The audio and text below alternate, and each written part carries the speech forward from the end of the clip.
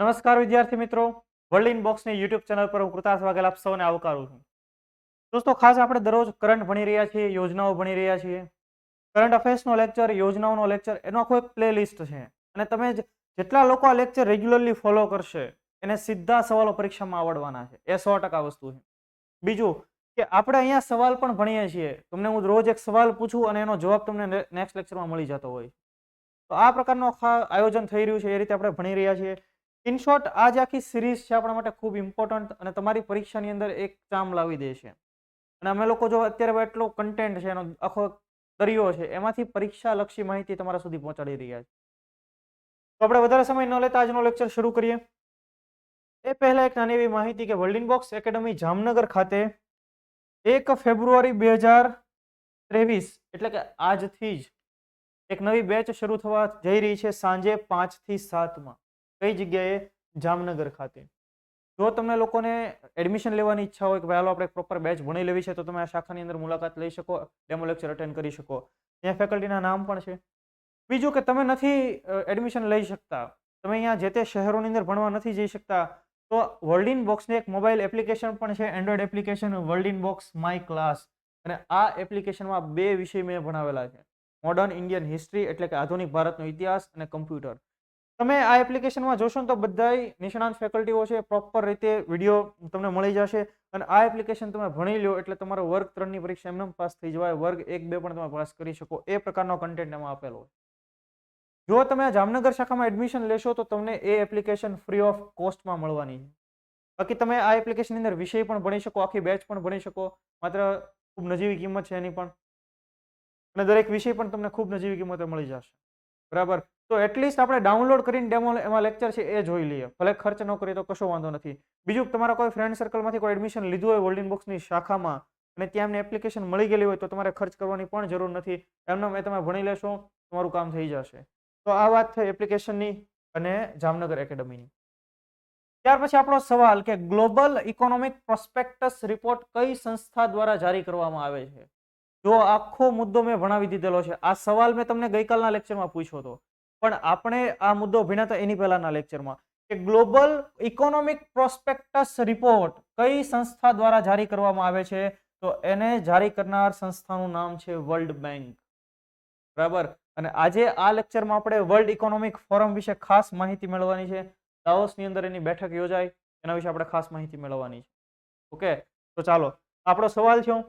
આજની આપણી પહેલી મેટર, પહેલો મુદ્દો કે ગુજરાતના નવા incharge DGP director general of police તરીકે વરિષ્ઠ આઈપીએસ અધિકારી વિકાસ સહાય સાહેબની નિયુક્તિ કરવામાં આવી છે.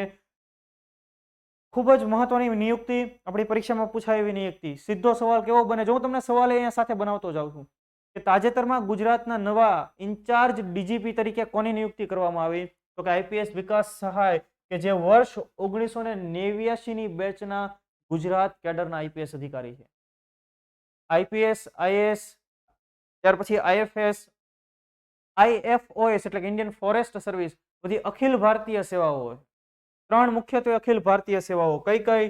એક આઈએએસ ઇન્ડિયન એડમિનિસ્ટ્રેટિવ સર્વિસીસ, પછી આઈપીએસ ઇન્ડિયન પોલીસ સર્વિસીસ, અને ત્યાર પછી આઈએફઓએસ એટલે કે Indian forest services, foreign service નહીં.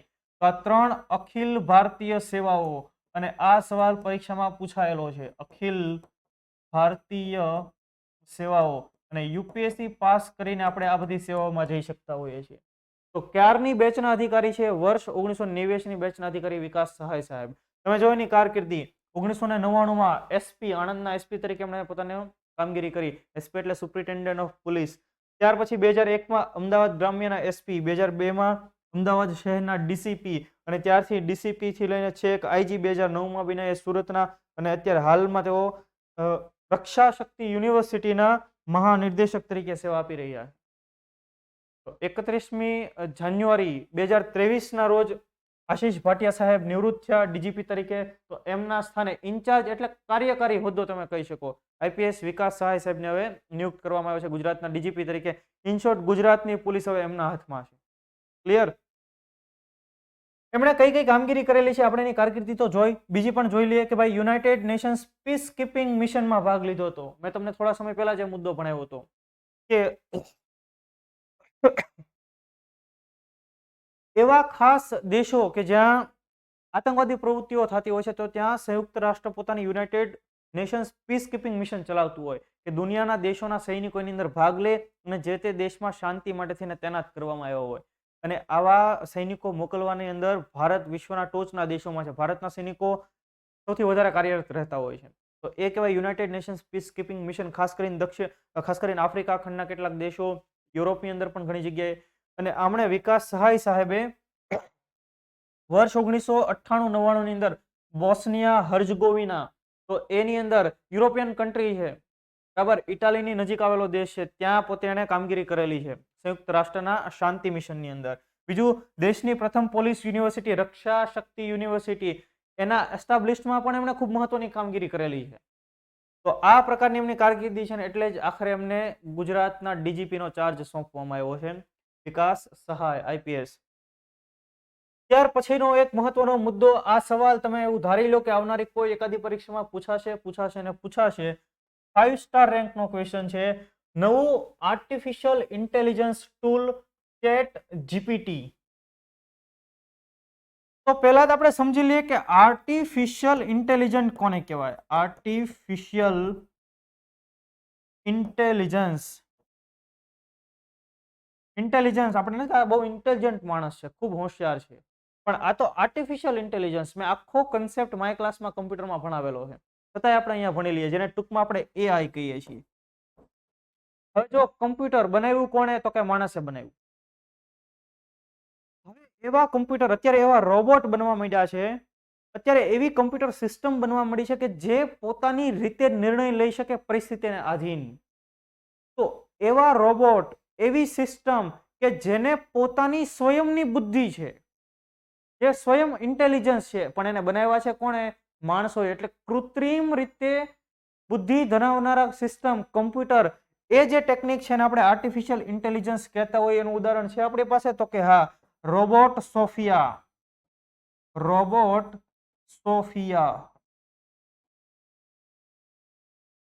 આ રોબોટ સોફિયા સાઉદી અરેબિયાની સિટીઝનશીપ એને આપેલી, અને જ્યારે રોબોટ સોફિયા અહીંયા ભારતની મુલાકાત લે છે, IIT બોમ્બેની અંદર ભાષણ આપે છે રોબોટ તે, પણ તમે એને સવાલ પૂછો એટલે તમને એનો જવાબ આપશે. એટલે તમને ખરેખર તમે કોઈ માનવ સાથે વાર્તાલાપ કરતા હોય ને એવું લાગે.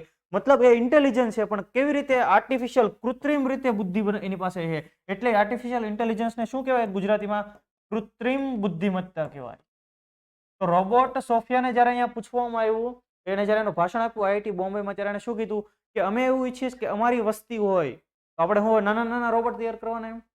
તો તમે એને સવાલ પૂછશો, એનો તમને જવાબ આપશે.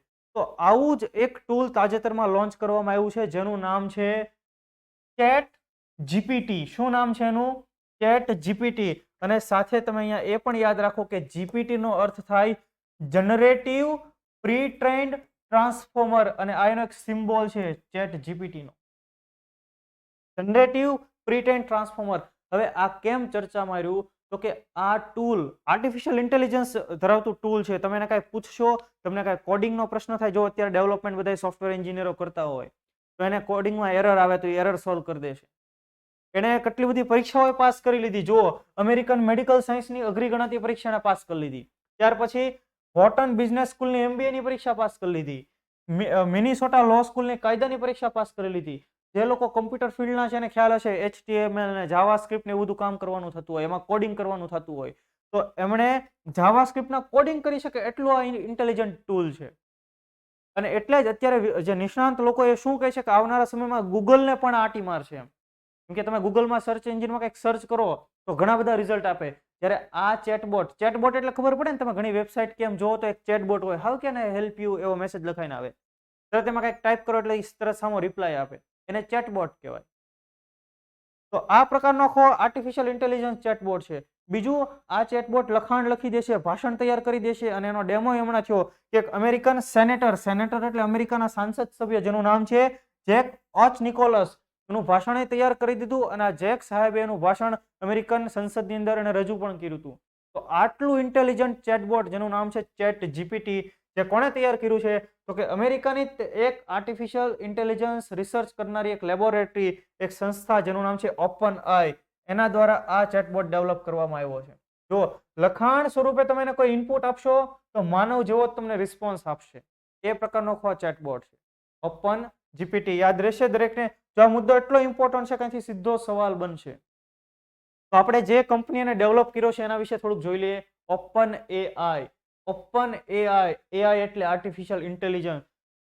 આ એઆઈ ઉપર રિસર્ચ કરનારી એક કંપની છે જેની સ્થાપના વર્ષ 2015માં કરવામાં આવી હતી. જો વર્ષ 2015માં American artificial intelligence research laboratory OpenAI સ્થાપના 2015માં. અને એના સ્થાપક સભ્યોમાં મુખ્ય કોણ કોણ છે? Sam Altman, Greg Brockman and Ilya Sutskever. જોઈ લો, બાકી એવા ભારેમાંથી નામ છે. બીજા પણ ઘણા મહત્વના લોકો છે, પણ આ એના 3 કો ફાઉન્ડર છે. અને જો તમે આઈટી કંપનીના વડા મથકો પૂછાતા રહેતા હોય છે તો ઓપન એ નું હેડક્વાર્ટર આવેલું છે pioneer building, San Francisco, California, United States of America. આ બધું આઈટી નું કામ મોટા ભાગે ક્યાંથી થાય? યુએસ માંથી. પણ એ આઈટીમાં કામ કરનારા લોકો વધારે કયા દેશના? તો કે તમારા મારા પ્યારા ભારતના. તો આ ચેટબોટ યાદ રહેશે તમને દરેકને, ખાસ યાદ રાખી લેજો. ત્યાર પછી બોર્ડર સિક્યુરિટી ફોર્સ ના પૂર્વ ડીજી પંકજ કુમાર સિંઘને નાયબ એનએસએ નિયુક્ત કરવામાં આવ્યા છે. એનએસએ એટલે નેશનલ સિક્યુરિટી એડવાઇઝર, અને આ નાયબ એનએસએ એટલે એનએસએ ને મદદ કરનારા એક વ્યક્તિ નાયબ એનએસએ, ડેપ્યુટી એનએસએ જેને આપણે કહી શકીએ. તો પહેલો સવાલ કે તાજેતરમાં કયા વ્યક્તિની ભારતના નાયબ એનએસએ તરીકે નિયુક્તિ કરવામાં આવી? તો કે પંકજ કુમાર સિંહની નાયબ એનએસએ તરીકે નિયુક્તિ કરાઈ, કે જે બીએસએફ ના પૂર્વ ડાયરેક્ટર જનરલ રહી ચૂકેલા છે. અને આ નિમણૂક કોણે કરી? કેબિનેટ નિમણૂક committee, cabinet committee on appointment, એમના દ્વારા નિયુક્તિ કરવામાં આવી હતી. કેટલા વર્ષના કાર્યકાળ માટે? 2 વર્ષના કાર્યકાળ માટે રાષ્ટ્રીય સુરક્ષા પરિષદ સચિવાલયમાં નાયબ રાષ્ટ્રીય સુરક્ષા સલાહકાર તરીકે તેમની પસંદગી થઈ, કે જે રાજસ્થાન કેડરના વર્ષ 1988 ની બેચના આઈપીએસ અધિકારી છે. કઈ બેચના? હમણાં વિકાસ સહાય આપણે ભણ્યા 89 ની બેચના ગુજરાત કેડરના આઈપીએસ અધિકારી. ત્યારે પંકજ કુમાર સિંહ 88 ની બેચના રાજસ્થાન કેડરના આઈપીએસ અધિકારી, અને 1959 ની બેચના નિવૃત્ત આઈપીએસ અધિકારી પ્રકાશ સિંહના પુત્ર છે. એટલે એમના પિતા પણ આઈપીએસ હતા, પુત્ર પણ આઈપીએસ, અને પુત્ર ડેપ્યુટી એનએસએ બની ગયા છે. હવે તમને આ બધું ખ્યાલ હોવો જોઈએ એનએસએ વિશે. પહેલા આપણે એની થોડીક ડિટેલ જોઈ લઈએ કે એમણે શું શું ભણેલા છે. આઈઆઈએમ અમદાવાદમાંથી એમબીએ કર્યું છે, એલએલબી અને એમફિલમાં પણ એમણે અભ્યાસ કર્યો છે. નો આપણે યાદ રાખવું જોઈએ ક્યારેય, પણ આપણને ડિટેલ ખબર થોડીક હોય તો આપણને આખો મુદ્દો થોડોક વધારે સરળતાથી સમજાય. એટલે હવે આપણે ખાસ જોવું જોઈએ એનએસએ વિશે, નેશનલ સિક્યુરિટી એડવાઇઝર, એના વિશે ખાસ જોવું જોઈએ. એ પહેલા આપણે એ પણ જોઈ લઈએ કે એમણે કઈ કઈ જગ્યાએ સેવા આપેલી છે. છત્તીસગઢમાં સીઆરપીએફ ની અંદર સેવા આપેલી છે. એ સિવાય દિલ્હીમાં સીઆરપીએફ મુખ્યાલયમાં આઈજી તરીકે સેવા આપેલી છે. દિલ્હી પોલીસ સુધારાઓની અંદર ખાસ એને કામગીરી કરેલી છે, ને એટલે જ એને દિલ્હીમાં દેશમાં પોલીસ સુધારાઓના યોદ્ધા તરીકે માનવામાં આવે છે. અને એમનું પુસ્તક journey to the country of Shiva એમનું પુસ્તક છે. તો પંકજ કુમાર સિંહની આ થોડી કારકિર્દીનો આપણે અભ્યાસ કર્યો. પણ જે સવાલ પૂછાય, આપણને સીધો સવાલ પૂછાય કે તાજેતરમાં ડેપ્યુટી એનએસએ તરીકે કોની નિયુક્તિ થઈ? પંકજ કુમારની, આઈપીએસ અધિકારી. હવે આપણે જોઈએ નેશનલ સિક્યુરિટી એડવાઇઝર વિશે જોઈએ. જો અહીંયા જે નામ આવે ધ દોવાલ, શું નામ છે એમનું? ધ દોવાલ, અજીત દોવાલ. ભારતીય જાસૂસી દુનિયાના જેમ્સ બોન્ડ જેને આપણે કહીએ છીએ.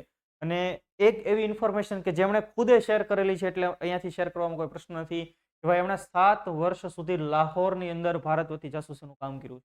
અને આ બાબતનો એક ઉલ્લેખ એમણે એક પ્રેસ કોન્ફરન્સની એક ઇન્ટરવ્યુમાં એમણે કરેલો છે. કેટલા વર્ષ લાહોરમાં રહેતા? 7 વર્ષ. એટલે તેને ભારતીય દુનિયાના જેમ્સ બોન્ડ કહેવામાં આવે છે. ઓપરેશન બ્લુ સ્ટાર જે ગોલ્ડન ટેમ્પલમાં થયેલું, ત્યાં એની પછીના સમયગાળાની અંદર પોતે રિક્ષા ચાલક બનીને એ બધી આતંકવાદીઓની ઇન્ફોર્મેશન ત્યાંથી લઈ આવ્યા હતા. અને એ આતંકવાદીઓને કન્વિન્સ કરવામાં પણ સફળ રહ્યા હતા કે ભાઈ એ પોતે આઈએસઆઈ ના માણસ છે ને એને મોકલેલા છે ને. અને એ રીતે એને બધી જ ડિટેલ ત્યાંથી કઢાવી પાડી હતી. અને એ વ્યક્તિ એટલે અજીત દોવાલ સાહેબ. આ ભારત રત્ન છે ખરેખર. આવનારા સમયમાં ભારત રત્ન મળે તો જરા પણ નવાઈ ન લાગવી જોઈએ આપણને. અને કદાચ મહત્તમ એવો સમય છે કે એમને મળશે ભારત રત્ન. એને છે અજીત દોવાલ. તો જો national security council of India ભારતની અંદર સિક્યુરિટી કાઉન્સિલ આખું ચલાવે. જ્યારે જે આ એનએસએ નું પદ હોય નેશનલ સિક્યુરિટી એડવાઇઝર, એ વડાપ્રધાનના સિક્યુરિટી બાબતેના મુખ્ય સલાહકાર હોય છે. અને બીજું એમનો રેન્ક કેવો હોય તો કે કેબિનેટ મંત્રી કક્ષાનો દરજ્જો એમને પ્રાપ્ત થયેલો હોય છે. અને જે પણ સિક્યુરિટી બાબતો છે, internal security, outernal security, external security જેને આપણે કહીએ, એ બધી બાબતે કોને બ્રીફિંગ કરે? ડાયરેક્ટ પીએમ ને બ્રીફ કરતા હોય. આપણી સર્જિકલ સ્ટ્રાઇક એને કોણે લીડ કરી હતી? ખાસ અજીત ડોવાલ સાહેબે. પછી પૂર્વોત્તર ભારતની અંદર આતંકવાદીઓ સામે જે કાંઈ નેગોશિએશન વગેરે કરવાનું હોય, ત્યાં જે કાંઈ ઓપરેશન કરવાનું, એમાં કોનો ફાળો? અજીત ડોવાલનો ફાળો. આપણે 370 કલમ દૂર કરી, કાશ્મીર સંબંધિત કલમ જે દૂર કરી, એનો આખો વિડીયો આપણી આ તે ચેનલ પર છે. તો એ માટે આખા કાશ્મીરની પરિસ્થિતિને હેન્ડલ કરવામાં સૌથી મહત્વનો ફાળો એમણે ભજવેલો. ઘણી બધી વખત કાશ્મીરની મુલાકાત લીધી, ત્યાં કેટલી ટ્રુપ્સ મોકલવી જોઈએ, એ બધી જ બાબતો. તો NSA નેશનલ સિક્યુરિટી એડવાઇઝર, તો એ ડાયરેક્ટ એમને કેબિનેટ રેન્કનો દરજ્જો મળેલો હોય છે. અને આ પદની રચના કોણે કરી હતી? અટલ બિહારી વાજપેયી 1998માં કરેલી. ક્યારે? 1998માં. અને દેશના પહેલા NSA તરીકે કોણ હતા? તો કે બ્રજેશ મિશ્રા હતા, દેશના પહેલા NSA. બીજું કે NSA તરીકે અત્યાર સુધી બ્રજેશ મિશ્રાથી લઈને અત્યાર સુધી જે NSA આવ્યા, અજીત ડોવાલ સુધી, તો કાં એ ભારતીય વિદેશ સેવાના અધિકારી હોય અને કાં જે ભારતીય પોલીસ સેવાના અધિકારી હોય. એનો મતલબ કાં એ IFS હોય અને કાં એ IPS હોય. તો આ બે અધિકારી, આ બે ફિલ્ડમાંથી આવતા અધિકારીઓ હોય, એમને NSA નિયુક્ત કરવામાં આવ્યા છે. અને બીજું, આ ડાયરેક્ટ કોને લીડ, કોને પોતાને બ્રીફ કરે? મેં તમને હમણાં કીધું એમ PM. તો NSA કેટલા વર્ષ કામ કરશે? તો એ વડાપ્રધાનને વિવેકાધીન અધિકાર રહેલો છે. વડાપ્રધાનને જ્યાં મજા પડે ત્યાં સુધી એને કામ સોંપ્યા રાખે. રાઈટ? સમજો છો આખો મુદ્દો?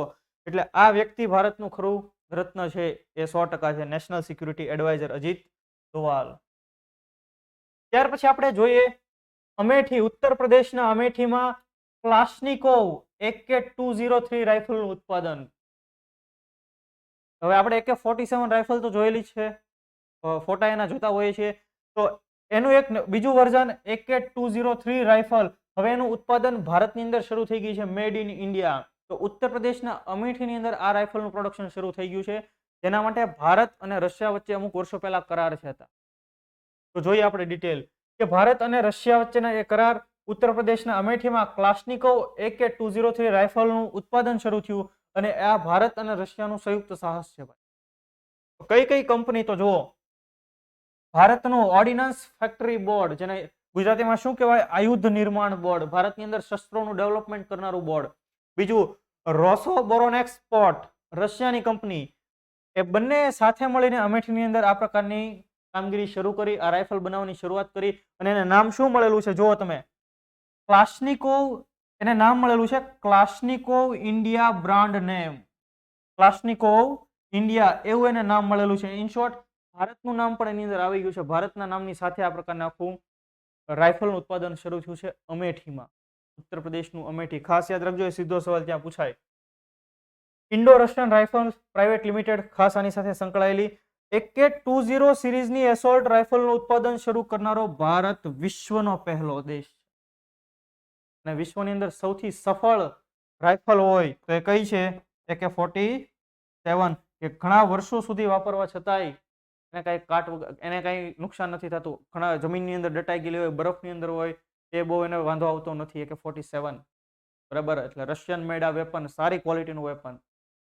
અને આ AK-20 સિરીઝની જેટલી પણ એસોલ્ટ રાઇફલ છે એ બનાવનાર ભારત વિશ્વનો પહેલો દેશ બન્યો. આપણા માટે અમેઠી આપણને યાદ રહેવું જોઈએ, ઉત્તર પ્રદેશની અંદર. ત્યાર પછી વર્લ્ડ બોક્સ એકેડેમી ગાંધીનગર ખાતે ક્લાસ 1-2 માટે એક બેચ શરૂ થવા જઈ રહી છે. તો જો જીપીએસસી નું કેલેન્ડર આવી ગયું છે, તમને દરેક લોકોને ખ્યાલ છે.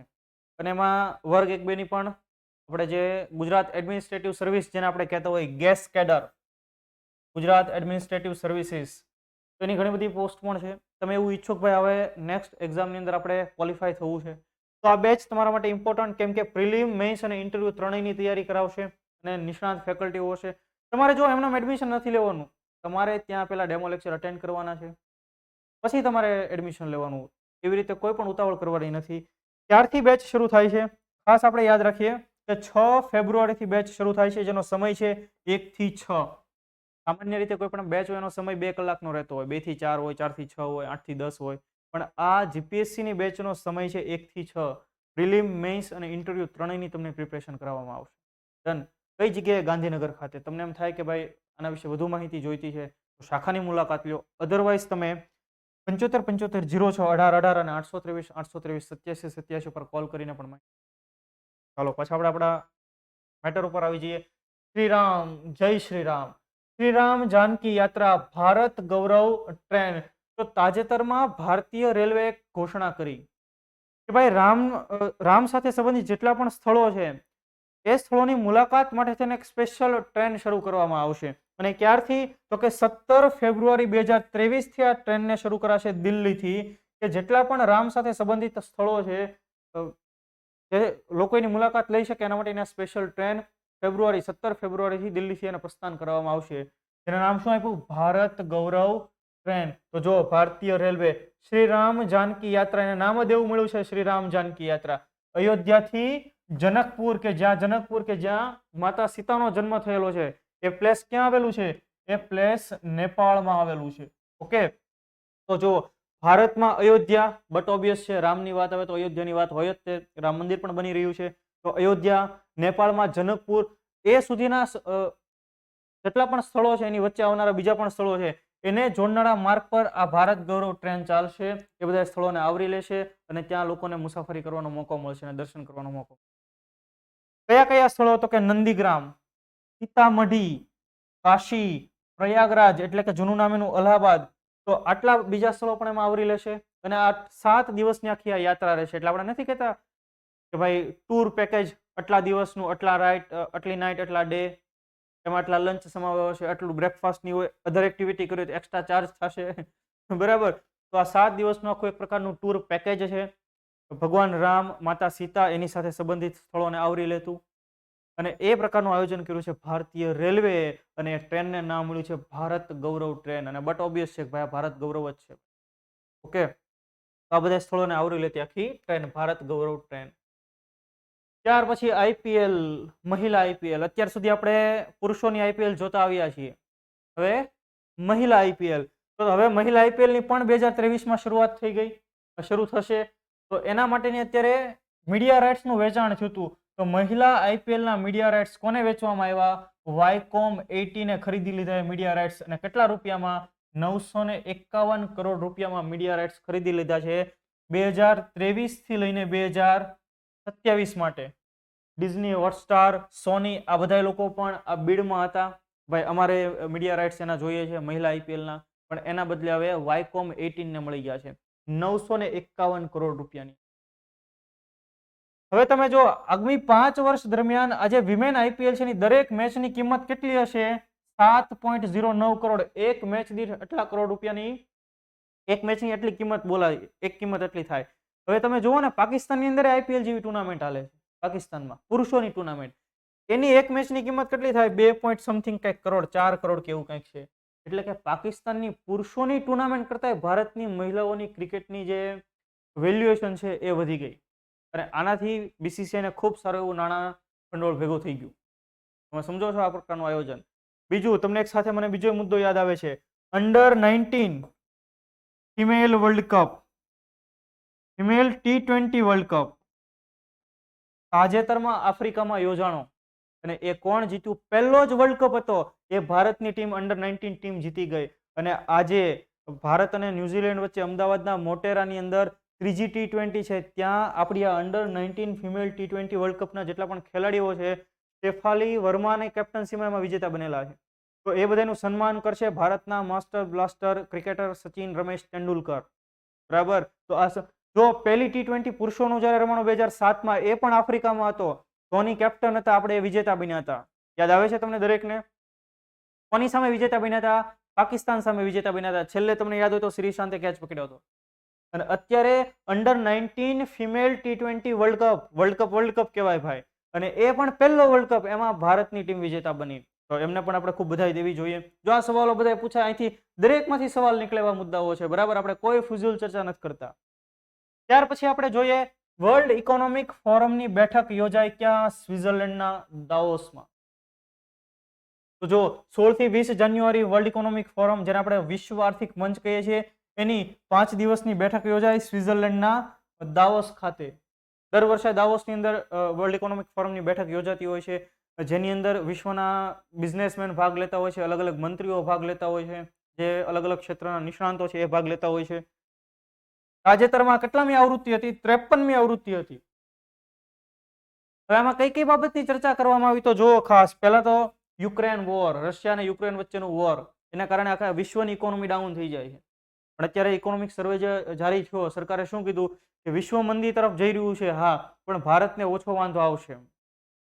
અને કોવિડ પછી જે આપણી ઇકોનોમિક એક્ટિવિટી શરૂ થઈ ગઈ છે એના કારણે પાછો આપણી ગાડી પાટા ઉપર ચડી ગઈ છે. તો યુક્રેન સંકટ, વૈશ્વિક ફુગાવો, જળવાયુ પરિવર્તન વગેરે જેવા મુદ્દાઓ પર ખાસ ચર્ચા કરવામાં આવી હતી. તો પહેલો સવાલ કેટલામી આવૃત્તિ હતી? 53મી આવૃત્તિ. ભારત વતી કોણે કોણે ભાગ લીધો? તો કે કેન્દ્રીય મંત્રીઓ અશ્વિની વૈષ્ણવ, મનસુખ માંડવિયા, ડોક્ટર મનસુખ માંડવિયા, કેન્દ્રીય સ્વાસ્થ્ય અને પરિવાર કલ્યાણ મંત્રી સ્મૃતિ ઝુબિન ઈરાની અને આર.કે. સિંઘ, એમણે ભાગ લીધો હતો. આપણા અમુક મુખ્યમંત્રીઓએ પણ ભાગ લીધો. એકનાથ શિંદે મહારાષ્ટ્ર, બીએસ બોમ્બઈ કર્ણાટક અને યોગી આદિત્યનાથ ઉત્તર પ્રદેશના મુખ્યમંત્રી, એમણે ભાગ લીધો. અને પછી આપણા બિઝનેસમેન ગૌતમ અદાણી, બરાબર, અત્યારે એમની ઉપર કંઈક સંકટના ઘેરા વાદળો છવાયેલા છે, શેડાઉન થઈ ગયા છે. કોના કારણે? ખાસ યાદ રાખજો, એ પણ ખૂબ ચર્ચાસ્પદ મુદ્દો છે. હિન્ડનબર્ગ, અમેરિકન એક કંપની છે હિન્ડનબર્ગ, એમણે પોતાનો અહેવાલ પબ્લિશ કર્યો અને એને શું કીધું કે ગૌતમ અદાણીએ પોતાની જે કંપનીઓ છે, જે લિસ્ટેડ કંપનીઓ છે, એના શેરનો પ્રાઇસ વધે એ માટે બધું મેન્યુપ્યુલેશન કરેલું છે. અને એ બધા એને રિસર્ચ એનું પબ્લિશ કર્યું, એને કારણે અત્યારે એમના શેરના ભાવમાં ઘટાડો થયો છે. જ્યારે અદાણીએ શું સામે કીધું કે એવું કોઈ પણ પ્રકારની એક્ટિવિટી થઈ નથી કાંઈ ખાસ. આપણે એ ડિબેટમાં નથી પડતા, પણ આપણે હિન્ડનબર્ગ નામની કંપનીનું નામ યાદ રાખીએ. મુદ્દો શું છે આપણને ખબર હોવી જોઈએ. સંજીવ બજાજ, કુમાર મંગલમ બિરલા, એન ચંદ્રશેખર, નાદિર ગોદરેજ, સજ્જન જિંદલ, સુનિલ મિત્તલ, રોશની નાદર મલ્હોત્રા, નંદન નિલેકાણી અને અદાર પૂનાવાલા, સિરમ ઇન્સ્ટિટ્યૂટ આપણને યાદ આવે, અને રિશદ પ્રેમજી. તો આ બધા બિઝનેસ ટાઇકૂન જેને આપણે કહીએ, એમણે પણ ખાસ ભાગ લીધો હતો દાવોસની અંદર યોજાયેલી વર્લ્ડ ઇકોનોમિક ફોરમની 53મી બેઠકમાં. હવે જ્યાંથી સવાલ નીકળે એ સવાલ અહીંયાથી નીકળે વર્લ્ડ ઇકોનોમિક ફોરમ વિશે. કે પહેલા તો એ નોન પ્રોફિટ ઓર્ગેનાઇઝેશન છે. બીજું કે એની સ્થાપના વર્ષ ક્યારે થઈ? તો કે 1971માં ક્લોસ શ્વાબ નામના એક વ્યક્તિ દ્વારા એની સ્થાપના કરવામાં આવેલી. ત્યાર પછી એનું વડું મથક ક્યાં છે? તો કે સ્વિટ્ઝરલેન્ડના કોલોગ્નીમાં છે. અને એના અત્યારે અધ્યક્ષ કોણ છે? બોર્ગે બ્રેન્ડે. તો આ જે ત્રણ છે ખાસ, એમાંથી સવાલ નીકળે. આમાંથી પણ એકાદું વિધાન બનાવવું તો બનાવી શકાય. આ પહેલો મુદ્દો. અને પછી કે વર્લ્ડ ઇકોનોમિક ફોરમ દ્વારા કયા કયા રિપોર્ટ પબ્લિશ કરવામાં આવે છે એવો સવાલ પૂછાય. તો આ તમને આવડવો જોઈએ કે વર્લ્ડ ઇકોનોમિક ફોરમ કયા કયા રિપોર્ટ પબ્લિશ કરે છે. તો પહેલા જો global gender gap report, class 1-2 ની અંદર પૂછાય, સુપર ક્લાસ 3 માં પૂછાય, યુપીએસસી માં પૂછાય. Global gender gap report. Global competitive index, સ્પર્ધાત્મકતા સૂચકાંક વૈશ્વિક. ગ્લોબલ રિસ્ક રિપોર્ટ, વૈશ્વિક જોખમ સૂચકાંક. Global information technology report. તમને સવાલ પૂછે ગ્લોબલ આઈટી રિપોર્ટ કોણ પબ્લિશ કરે? Google, Facebook? ના ભાઈ ના, વર્લ્ડ ઇકોનોમિક ફોરમ પબ્લિશ કરે. હ્યુમન કેપિટલ રિપોર્ટ, માનવ મૂડી અહેવાલ. અને એન્વાયરમેન્ટલ પરફોર્મન્સ ઇન્ડેક્સ, પર્યાવરણીય પરફોર્મન્સ સૂચકાંક કોણ પબ્લિશ કરે? તો યાદ રાખજો, પર્યાવરણીય પરફોર્મન્સ સૂચકાંક પણ WEF world economic forum publish કરે, નહીં કે યુનાઇટેડ નેશન્સ ડેવલપમેન્ટ પ્રોગ્રામ, નહીં કે યુનાઇટેડ નેશન્સ એન્વાયરમેન્ટલ પ્રોગ્રામ, એ નહીં, વર્લ્ડ ઇકોનોમિક ફોરમ. યાદ રહી છે? જો આ સવાલ પૂછ્યો હોય તો આપણે ઘણા બધા આપણને કન્ફ્યુઝન થઈ જાય અને ઘણા યુએનડીપી લખીને આપણે આવીએ, અથવા તો યુએનઈપી પણ લખીને આવીએ, પણ એ ખોટું છે. કોણ સાચો જવાબ થાય? World economic forum. યાદ રહે છે ભાઈ તમને દરેકને મુદ્દાઓ? જો આવું બધો કન્સેપ્ટ છે આપણે સમજી લેવાનો છે, તો જ આપણને સમજાશે, વ્યવસ્થિત યાદ રહેશે અને આપણે એને રિકોલ કરી શકશું પરીક્ષાની અંદર. ક્લિયર? ત્યાર પછી આજનો આપણો ક્વેશ્ચન કે તાજેતરમાં ચર્ચામાં રહેલું જોશીમઠ કયા રાજ્યમાં આવેલું છે? પહેલો સવાલ છે અને આ મુદ્દો મેં તમને આખો ભણાવ્યો લાસ્ટ લેક્ચરમાં કે જોશીમઠ કેમ ખસી રહ્યું છે, એના પાછળ કેવા કેવા કારણો જવાબદાર છે, એ બધું જ આપણે છેલ્લા લેક્ચરમાં ભણી ગયા છીએ. તો એ જોશીમઠ કયા રાજ્યમાં આવેલું છે તમારે કહેવાનું છે. હિમાચલ પ્રદેશ, સિક્કિમ, ઉત્તરાખંડ કે ઉત્તર પ્રદેશ? તો તમને જે લોકોને સાચો જવાબ આવડતો હોય એ કમેન્ટ કરજો ઝડપથી, અને જો નથી ખબર તો પાછળનો લેક્ચર જોઈ લો પછી કમેન્ટ કરો. તો આ હતો આજનો આપણો કરંટ અફેર્સનો લેક્ચર. હું આશા રાખું કે તમને ખૂબ પસંદ આવ્યો હશે, તમને મજા પણ પડી હશે.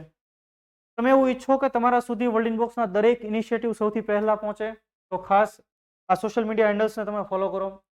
ઇન્સ્ટાગ્રામ, ફેસબુક, ટેલિગ્રામ, ત્યાર પછી યુટ્યુબ પર તો તમે લોકો લાઈક શેર કરો જ છો. તમને લોકોને આ લેક્ચરની પીડીએફ પણ મળી જશે.